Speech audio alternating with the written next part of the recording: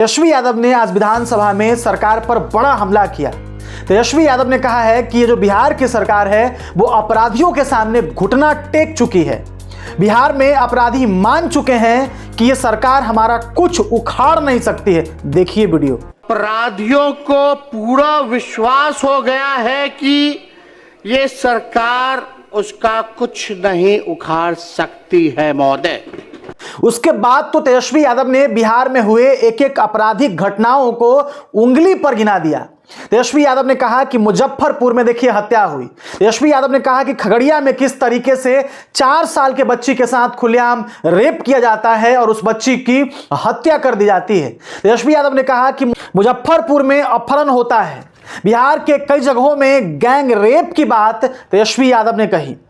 तेजस्वी यादव ने नीट के छात्रा का भी मुद्दा विधानसभा में उठाया और कहा कि जिस तरीके से जहानाबाद की बेटी जो नीट की छात्रा थी पटना में और पढ़ने आई थी, अपने माँ बाप के सपने को लेकर के पटना आई थी, उस नीट के छात्रा के साथ जो दरिंदगी हुई उसको अब तक सरकार ने न्याय नहीं दिलाया है। यानी तेजस्वी यादव ने सीधे तौर पर कहा कि बिहार की जो सरकार है वो निकम्मी सरकार है। इस सरकार को यहाँ के अपराधी चुनौती देते हैं। इस राज्य के अपराधी इस सरकार को ललकारते हैं और कहते हैं कि आपको जो करना है हमें कर लीजिए। तेजस्वी यादव ज्यादातर सम्राट चौधरी के ऊपर हमला बोल रहे थे क्योंकि गृह मंत्रालय सम्राट चौधरी के अंतर्गत आता है और तेजस्वी यादव को पता है कि बिहार में जो घटनाएं हो रही हैं उसको संभालने में गृह मंत्रालय बिहार का असफल है। तेजस्वी यादव ने मोतिहारी की घटना की चर्चा की।